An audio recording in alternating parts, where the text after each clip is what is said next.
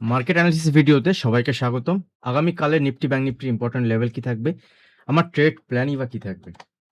চলুন শুরু করি এবং এখন বাজে রাত ১১:১৫। যারা ভিডিও দেখবেন না, খুব ছোট করে ভিডিও বানাবো। রাতে সময় পাবেন না, ঘুমিয়ে পড়েছেন, তারা কালকে সকালেও ভিডিওটা দেখে নিতে পারেন। এবং গতকাল আমি গতকাল নয় সরি, গত দিন আমি মার্কেট অ্যানালিসিস ভিডিও আপনাদের সঙ্গে শেয়ার করেছিলাম। দেখুন, আমাদের প্ল্যাটফর্ম ২-৩ টে আছে, সোশ্যাল মিডিয়া প্ল্যাটফর্ম। আপনাদের একটুখানি বলে নিই।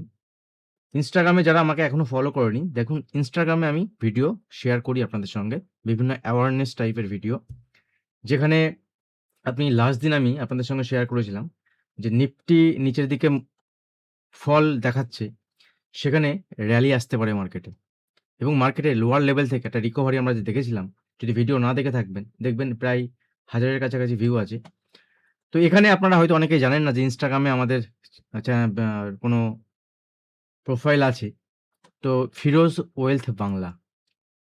দেখুন Instagram এর আমাদের এই প্রোফাইল এবং আজকেও আমি এখানে ২-৩ টে ভিডিও আপনাদের সঙ্গে শেয়ার করেছি। গতকালও এখানে ভিডিও শেয়ার করেছি। ছোট, ছোট ভিডিও খুব ছোট টাইমের মধ্যে বানানো যায়।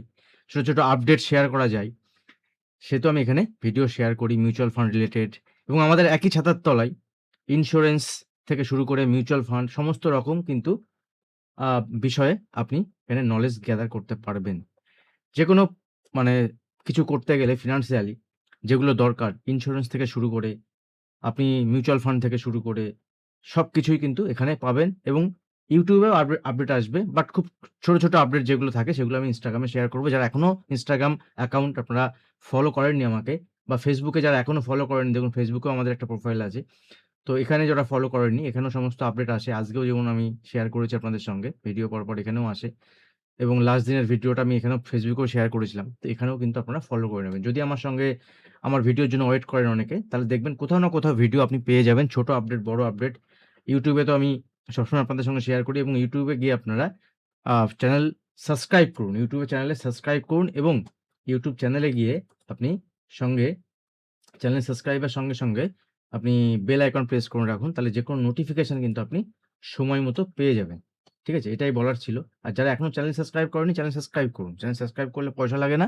আর লাইক করুন। ভিডিও ভালো লাগলে দেখবেন লাস্টের দিনের ভিডিও যেমনটি ঠিক বলেছিলাম ঠিক তেমনটি মুভমেন্ট হয়েছে এবং মার্কেট ওপেন হওয়ার পরে কিছুটা সময় দেখার পরে আপনাকে বলেছিলাম যে লং সাইডে মুভমেন্ট আসতে পারে, উপরের দিকে মুভমেন্ট এবং এক্সাক্টলি উপরের দিকে মুভমেন্ট হয়ে এসছিল। কিন্তু সেই মুভমেন্টটা শুধুমাত্র শর্ট কভারিং ছিল। যদিও বা আমরা উপরের দিকে নিফটিতে পজিটিভে ক্লোজ হতে দেখিনি। কিন্তু ব্যাংক নিফটি কিন্তু পজিটিভে ক্লোজ হয়েছিল। পজিটিভে ক্লোজ হয়েছে কিন্তু যেখানে ওপেন হয়েছিল তার থেকে পজিটিভ। বাট প্রিভিয়াস ডে যেখানে মার্কেট ছিল তার উপরে গিয়ে ক্লোজ দেয়নি এবং নিফটি যেখানে দাঁড়িয়ে আছে এক নজরে যদি আপনি দেখে নেন তাহলে নিফটির এই যে ক্লোজিং বা যেখানে নিফটি লাস্ট দিন ক্লোজ হয়েছে, এখান থেকে চোখের দেখা যদি আপনি দেখেন তাহলে দেখবেন as per technical, as per price action এখান থেকে আপনাকে দেখাবে যে ব্রেকডাউন হয়েছে এবং ব্রেকডাউনের পরে এখানে কন্টিনিউ সেল হতে পারে। কিন্তু আমি এখানে অন্য জিনিস দেখছি এটা যে লাস্ট দিন বলেছিলাম যে একটা গ্যাপ আছে এবং এই গ্যাপ ফিল আপ করতে হলে এক্সাক্টলি লেভেল আমি আপনাদের সঙ্গে শেয়ার করেছিলাম ওই ভিডিওতে। যারা এখনো দেখেননি ইনস্টাতে গিয়ে ভিডিও দেখতে পারেন। যেখানে একটা গ্যাপ আছে, গ্যাপ ফিল করতে মার্কেট আসতে পারে। তো মার্কেট এক্সাক্টলি গ্যাপ ফিল করেছে বাট উপরের দিয়ে গিয়ে ক্লোজ দেয়নি। ঠিক আছে? ক্লোজ এই লেভেলের উপরে দেওয়া দরকার ছিল। যদি এখান থেকে ২৩,৯০০ র উপরে ক্লোজ দিত মার্কেটে, অতটা স্ট্রেংথ থাকতো, তাহলে মার্কেটে হেভি বুলিশ আমি থাকতাম এখন। এবং অপশন চেইন ডেটা বেশি ভিডিও বড় করব না যেহেতু। অপশন চেইন ডেটা বা ফিউচার ডেটা যদি আপনি দেখেন, এখানে অনলি শর্ট কভারিং হয়েছে। যেমনটি আমি এই জায়গাতেও বলেছিলাম যে মার্কেটে অনলি শর্ট কভারিং হয়েছে। সে একই জিনিস আমি এখানে বলছি, অনলি মার্কেটে শর্ট কভারিং হয়েছে। আরেকটা বিষয় বলে দিই, দেখুন মিউচুয়াল ফান্ডে আমার কাছে যারা আছেন ৬ মাস ধরে যারা ইনভেস্টমেন্ট করছেন, তাদের পোর্টফোলিও কিন্তু এখনো গ্রিনে আছে। যখন নিফটি ২৬,০০০ এর লেভেলে ছিল, যখন নিফটি ২৬,০০০ এর লেভেলে ছিল, তখন থেকে যারা ইনভেস্টমেন্ট করছেন, তারাও কিন্তু আজকে গ্রিনে আছেন। তাদের পোর্টফোলিও এখনো ৫-৬% গ্রিনে আছেন। তাহলে মার্কেট যখন এখানে যাবে, তাদের পোর্টফোলিও কোথায় যাবে? That means asset allocation mutual ফান্ডের ক্ষেত্রে সবথেকে যেটা ইম্পোর্টেন্ট, অ্যাসেট অ্যালোকেশন খুব গুরুত্বপূর্ণ। যদি আপনি সঠিক জায়গাতে সঠিক অ্যাসেট অ্যালোকেশন করতে পারেন, তাহলে আপনি মিউচুয়াল ফান্ডে ম্যাক্সিমাম গেইন পাবেন। আদারওয়াইজ মিউচুয়াল ফান্ডে ম্যাক্সিমাম গেইন কিন্তু আপনি পাবেন না এই ভোলাটাইল মার্কেটে। এই মার্কেট কাদের জন্য বেস্ট? দেখুন এই মার্কেটে ইনভেস্টরদের যদি চুপচাপ বসে থাকতে পারেন তাদের জন্য ভালো। যদি আপনার সঠিক জায়গায়, আপনার সঠিক সেক্টরে, সঠিক ফান্ডে আপনার অ্যাসেট অ্যালোকেশন থাকে বা সঠিক স্টকে যদি আপনি ইনভেস্ট করে থাকেন। আদারওয়াইজ ট্রেডারদের জন্য মার্কেট ভোলাটিলিটি থাকবে। এটা নরমাল বিষয় এবং ডোনাল্ড ট্রাম্পের জামানায় মার্কেট উপরেও যাবে, মার্কেট নিচেও আসবে। এটা চলবে। আপনি প্রস্তুত থাকুন। ঠিক আছে? তো কালকের জন্য ট্রেড প্ল্যান কি থাকবে? সিম্পল দেখুন কালকের জন্য আমি ট্রেড প্ল্যান এভাবেই করবো। আমি 15 মিনিটের চার্ট ওপেন করছি। শুধুমাত্র চার্ট নয়, এর পিছনে ডেটা লজিক আছে। যেটা আমি বললাম, মার্কেটে এফআইআই শর্ট পজিশন ক্লোজ করেছে কিছু। মানে এফআইআই পজিশন এখানে লং সাইডে নেই, কিন্তু তারা কলের পজিশন আছে এবং ইন দ্য মানি কলের পজিশন আছে। প্রোপ্রাইটারি ডেস্ক যারা ট্রেডার, যারা কমিউনিটি থেকে বিলং করে, মানে আপনার ট্রেডার নয়, অ্যাকচুয়ালি যারা ব্রোকার কমিউনিটি থেকে বিলং করে, তারাও মার্কেটে কিন্তু এক প্রকার বুলিশ এবং লোয়ার লেভেল থেকে বুলিশ টু মিক্সড। আর এফআইআই মার্কেটে নিউট্রাল টু বুলিশ বলতে পারি। মানে বুলিশ এই কারণেই, কারণ তারা এতটাই সেল করেছে, তাদেরকে বাই করতে হবে, বাই করে পজিশন ক্লোজ করতে হবে বা এরকম। আর এটা হচ্ছে এক্সপায়ারি উইক, সাবধান থাকবেন। এক্সপায়ারি উইক, দুদিন এক্সপায়ারি বাকি, সোম মঙ্গল। এই দুদিন খেলা হয়ে গেলে তারপরে আবার নতুন করে খেলা যাবে। এই দুদিনে ট্রেড কম করলেও ভালো, অপরচুনিটি দেখে অপরচুনিটি পেলে আমি ট্রেড করব, বাট আমি অ্যাগ্রেসিভ ট্রেড এই দুদিন করব না। অ্যাগ্রেসিভ ট্রেড আমি এই দুদিনে করব না, ঠিক আছে? তো দেখুন সিম্পল আপনি লেভেল ফলো করতে পারেন। এই লেভেলগুলো আমি আপনাদের সঙ্গে অ্যানালিসিস পারপাস শেয়ার করছি, এডুকেশনাল পারপাস। যেহেতু আমাদের চ্যানেলটা এডুকেশনাল চ্যানেল, কালকের জন্য আমার ইম্পর্টেন্ট লেভেল থাকবে 23,830।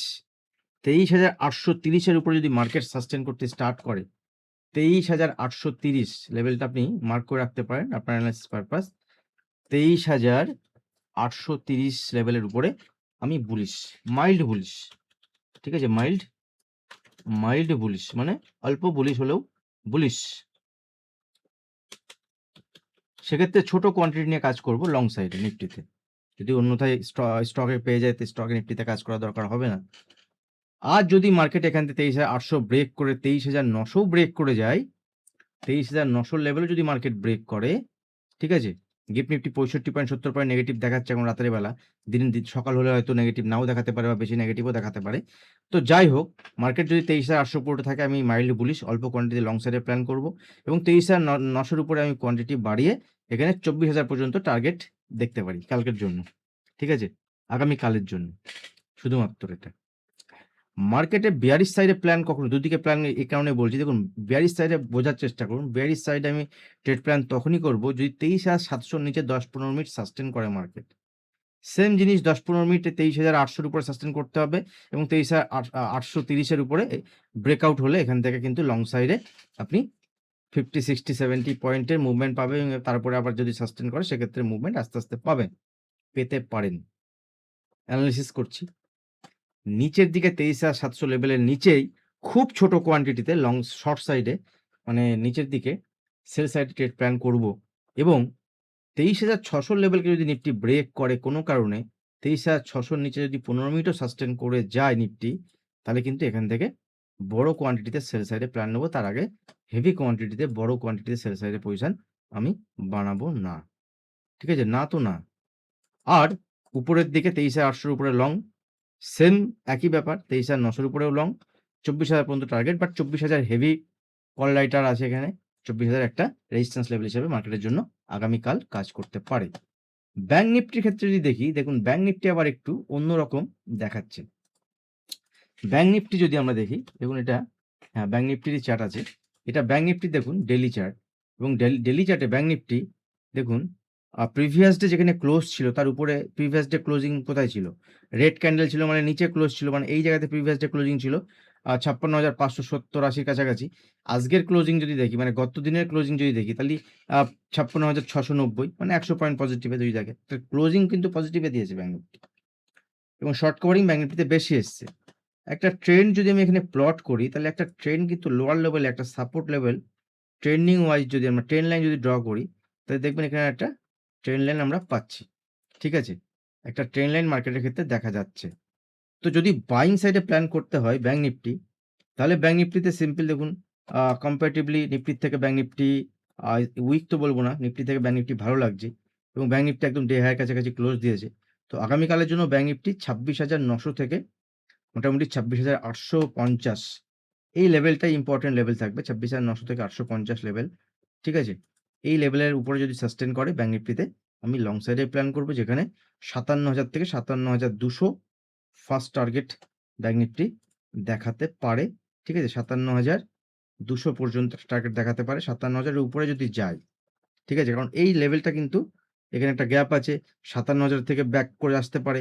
বাট সবথেকে ভালো কি জানেন তো? নিফটি ব্যাংক নিফটির ক্ষেত্রে যদি আমরা দেখি, অ্যানালিসিস পারপাস বলুন বা ট্রেডিং পারপাস বলুন, তাহলে মার্কেটে ডিপ আসবে, সেই ডিপে যদি আপনি বাইং অপরচুনিটি, মানে মার্কেট ফল হবে, ইন্ট্রাডেতে মার্কেট ফল হবে, ব্রেকআউটে না ট্রেড করে যদি মার্কেট ফল হয়, ধরুন এখান থেকে নিফটি ওপেন হলো, গ্যাপ আপ গ্যাপ ডাউন যাই হোক, 15 মিনিটের চার্ট যদি নিচের দিকে ওপেন হয়, তাহলে সাপোর্ট লেভেল হচ্ছে 56,500 লেভেলে সাপোর্ট লেভেল আছে, 56,500 থেকে 550 এর লেভেলে।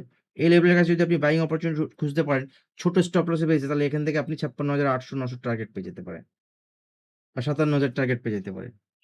বাট উপরের লেভেলে 57,000 যদি ব্রেক না করে তাহলে মুশকিল, 57,000 লেভেল ব্রেক করে আবার 200 পয়েন্টের পাবেন। কিন্তু নিচের দিকে যদি আসে তাহলে 56,000 যে লেভেল, এই লেভেলটাই হচ্ছে ইম্পর্টেন্ট সাপোর্ট লেভেল, মানে এখান থেকে 500 পয়েন্টের নিচে। যেমন ভোলাটাইল তেমন অ্যানালিসিস, ঠিক আছে? যেমনটি বলছে মার্কেট তেমনটি চলতে হবে, আগে থেকে প্রেডিকশন করে বসে থাকলে তো হবে না। তো সেজন্য বলছি যে 56,000 এর নিচে যদি ব্যাংক নিফটি ট্রেড করতে স্টার্ট করে, তাহলে ব্যাংক নিফটি এখান থেকে আরো 500 পয়েন্টের নিচে ফল হবে। তো ওয়েট করুন, ইন্টারডেতে এখান থেকে ঝাঁকানাকা তো হবেই, এবং উপরের দিকে এই মাঝখানের যে লেভেলের উপরের দিকে 56,900 থেকে 57,000 লেভেল, রেজিস্ট্যান্স লেভেল যদি ব্রেক করে তাহলে উপরে 200 পয়েন্ট। আর যদি নিচে আসে যে কোনো জায়গায়, নিচে যদি ধরুন 56,350 চলে এলো, তাও সেখানে যদি কোনো রিভার্সাল সাইন দেখায়, মার্কেট যদি 10-15 মিনিটের কোনো রিভার্সাল ক্যান্ডেল দেখায়, সেখানে ছোট স্টপ লস বেসিসে আমি বাইং সাইডে ট্রেড প্ল্যান করব ব্যাংক নিফটিতেও। বা ব্যাংক নিফটিতে যদি না করি, ওভারঅল মার্কেটে স্টকে করব। স্টক বলা খুব মুশকিল এবং স্টকের অ্যানালিসিস করাও মুশকিল। ঠিক আছে? স্টকের অ্যানালিসিস করাও মুশকিল, যে যদি অ্যাজ এ সেবি রেজিস্টার্ডও হয়, তাও স্টকের অ্যানালিসিস করা কিন্তু এই সময় বাজারে মুশকিলের ব্যাপার। কারণ অ্যাজ পার সেবি রেগুলেশন করা যাচ্ছে না। তবে একটা স্টক আমি আপনাদের সঙ্গে শেয়ার করছি, সেটা হচ্ছে ইউনাইটেড স্পিরিট বলে একটা কোম্পানি। এবং ইউনাইটেড স্পিরিট এই কোম্পানিটার উপর নজর রাখুন। দেখুন কোম্পানিটাকে এখানে ট্রেন লাইনের উপরে কাছাকাছি লাস্ট দিন এফএমসি সেক্টরে দেখেছি আমরা ভালো মুভমেন্ট হতে। এবং ইউনাইটেড স্পিরিট যে কোম্পানিটা, এটা এফএমসিজি সেক্টর থেকে বিলং করে, এবং এদের বেভারেজ সেক্টর, সেখানেও কিন্তু এদের একটা ভালো ওয়েটেজ আছে। তো এই কোম্পানিটি যেহেতু ট্রেন্ড, এখান থেকে যদি আমরা দেখি ট্রেন্ড দেখি, আমি জাস্ট অ্যানালিসিস শেয়ার করছি আপনাদের সঙ্গে। দেখুন যদি আপনি ট্রেন্ড দেখেন, তাহলে এই কোম্পানির ট্রেন্ড দেখুন নেগেটিভ ছিল, লোয়ার লো তো চলছিল, কিন্তু এখান থেকে দেখুন লোয়ার লো না ফর্ম করে এখান থেকে হায়ার লো ফর্ম করেছে, এবং প্রিভিয়াস হাইও ব্রেক করেছে, এবং যে ট্রেন্ড লাইন আছে এই ট্রেন্ড লাইনও কাছে চলে এসছে। তো যদি ব্রেকআউট হয়, দেখুন এখানে মাল্টি টাইম ফ্রেমের ব্রেকআউট, মানে এখানে একটা ভালো ব্রেকআউট আমরা দেখতে পাচ্ছি লাস্ট প্রায় সেই অক্টোবর মাসে 2025, অক্টোবর, নভেম্বর, ডিসেম্বর, মানে 7-8 মাসের কেস, ঠিক আছে? এবং তারপরে যদি আপনি দেখেন এখানে একটা ট্রেন লাইনের ব্রেকআউট। তো স্টকটার উপর নজর রাখুন, ইন্টারডেতে প্ল্যান করতে পারেন, পজিশন প্ল্যান করতে পারেন, অ্যাকর্ডিংলি প্ল্যান করুন। আপনার ছোট স্টপ লস টার্গেটের বেসিসে আপনি সেখান থেকে স্টকের উপরে নজর রাখতে পারেন। আজ ভিডিও বেশি বড় করব না, এমনিতেই 15 মিনিটের ভিডিও হয়ে গেছে ছোট ছোট বলতে বলতে। দেখা হবে নেক্সট ভিডিওতে।